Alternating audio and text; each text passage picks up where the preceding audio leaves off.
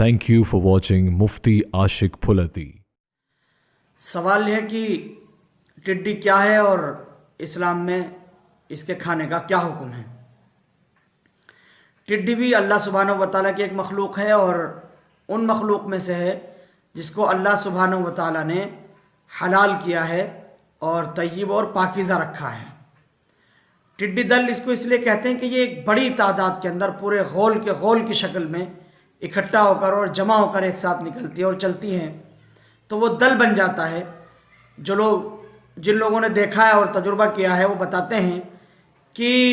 کئی کلومیٹر تک یہ آسمان میں ایک ساتھ جمع ہو کر اکٹھا ہو کر کے اڑتی ہیں، اور کبھی ایسا بھی ہوتا ہے کہ اگر سورج کی روشنی کے سامنے آ جائے پورا غول جو کئی کلومیٹر کی اس میں پھیلے رہتے ہیں، تو نیچے بالکل چھتا سا ان کا بن جاتا ہے اور نیچے اندھیرا چھا جاتا ہے۔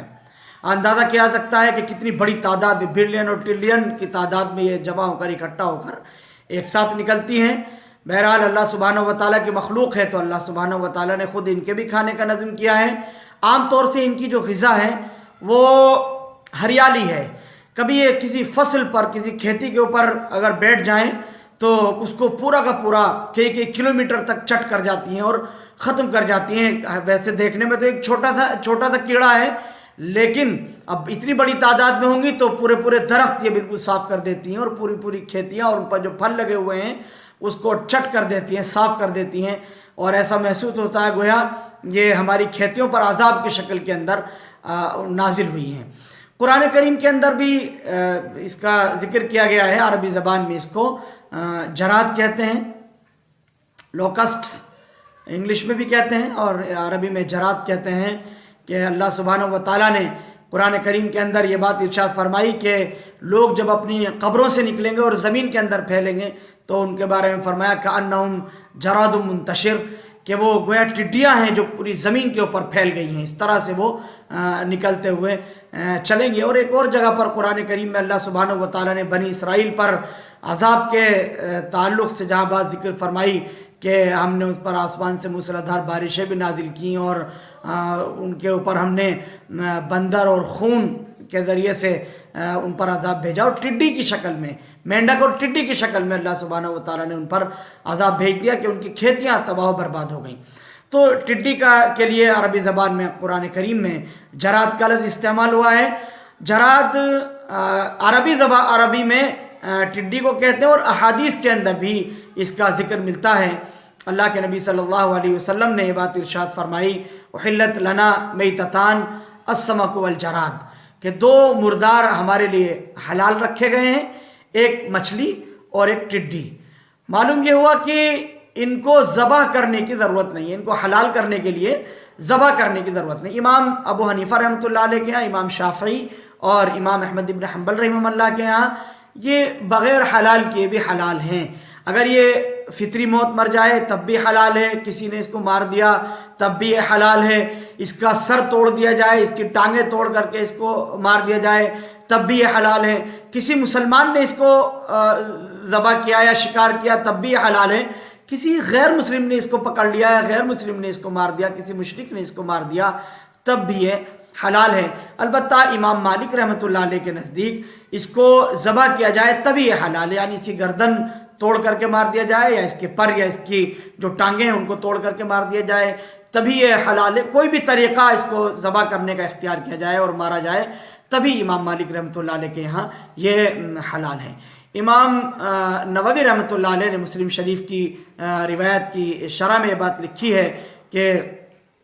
یہ اجمع المسلمون علی حلتہ، کہ تمام مسلمانوں کا اس کے حلال ہونے پر اجماع ہے۔ گویا تمام علماء کے یہاں عام طور پر، عام فقہا کے نزدیک یہ حلال ہے، اس کو کھانا جائز ہے، جس طرح سے بھی چاہیں اس کو کھا سکتے ہیں، اس کو بھون کر کے بھی کھا سکتے ہیں، تل کر بھی یہ کھائی جاتی ہے، اسی طرح سے چاولوں کے ساتھ بھی اس کو کھایا جا سکتا ہے۔ اور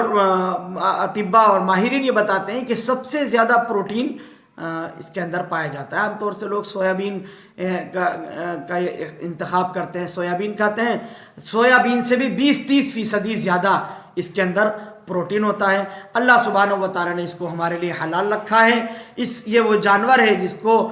یہ حشرات الارض میں سے ہے، یہ وہ جانور ہے حشرات الارض ہے کہ جس کو کھانا حلال ہے، طیب ہے، پاکیزہ ہے، اور کسی بھی صورت میں اس کو کھایا جا سکتا ہے۔ جو لوگ جن علاقوں میں کھائی جاتی ہے، عام طور سے اہل عرب اس کو کھاتے ہیں، عربوں میں بہت زیادہ کھائی جاتی ہے، تو ان کی طبیعت بھی اس کو لے لیتی ہے۔ جن ممالک میں، جن خطوں علاقوں میں نہیں کھائی جاتی ہے، ان کی طبیعت نہیں لیتی ہے۔ تو مثال کے طور پر ہمارے یہاں نہیں کھائی جاتی ہے تو کھانا کوئی ضروری نہیں ہے، البتہ حلال ہے یہ وہ مردار جو حلال رکھے گئے، مچھلی اور یہ ٹڈی، مچھلی بھی حلال ہے اور یہ ٹڈی بھی حلال ہے، اس کو ذبح کرنے کی ضرورت نہیں ہے۔ آج کل سوشل میڈیا پر خبریں آ رہی ہیں، بڑی تعداد کے اندر یہ ٹڈی دل آ رہا ہے اور بڑا نقصان پہنچا رہا ہے۔ تو اگر ٹڈی دل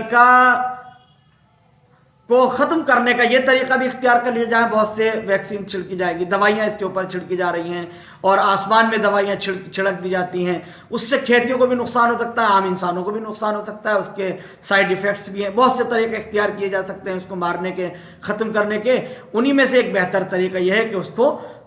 جو ہے وہ پکڑا جائے اور پکڑ کر کے اس کو بیچا جائے، فروخت کیا جائے، تو اس کو بیچنے میں بھی منفعت ہے، اس کی تجارت کی جا سکتی ہے، اور اسی طرح سے اس کو کھانے میں بھی استعمال کیا جا سکتا ہے، جیسا کہ کھانے کی کہیں پر تنگی ہے تو اللہ سبحانہ و تعالیٰ کی طرف سے یہ نعمت ہے، اس طور پر نعمت کہہ رہا ہوں کہ اس کو بیچ بھی سکتے ہیں، یہ بیچنا ایک تجارتی منفعت ہے، اور کھایا بھی جا سکتا ہے، اس کو یہ معقول شے ہے، اس کو کھایا بھی جا سکتا ہے، تو یہ بھی اس طرح سے منفعت ہے۔ بہرحال یہ بھی دعا کریں کہ اللہ سبحانہ و تعالیٰ اس کے عذاب سے ہم سب کو محفوظ رکھے، کہیں عذاب کی شکل میں نہ ہو، اس سے محفوظ رکھے اللہ سبحانہ و تعالیٰ۔ اور اگر کہیں پر یہ طریقہ اختیار کر لیا جائے، اس کو کھایا جائے اور اس کو فروخت کیا جائے، جیسا کہ اسلام میں اس کی حلت ہے، حلال ہے اسلام میں، تو یہ بہتری کی شکل ایک سمجھی جا سکتی ہے کہ یہ بھی اس کی ایک شکل ہے۔ بہرحال اس یہ حلال اس کو کیا گیا ہے، اور عام فقہا کے یہاں، سبھی کے یہاں یہ حلال ہے، اور اس پر اجماع ہے اس کے حلال ہونے پر۔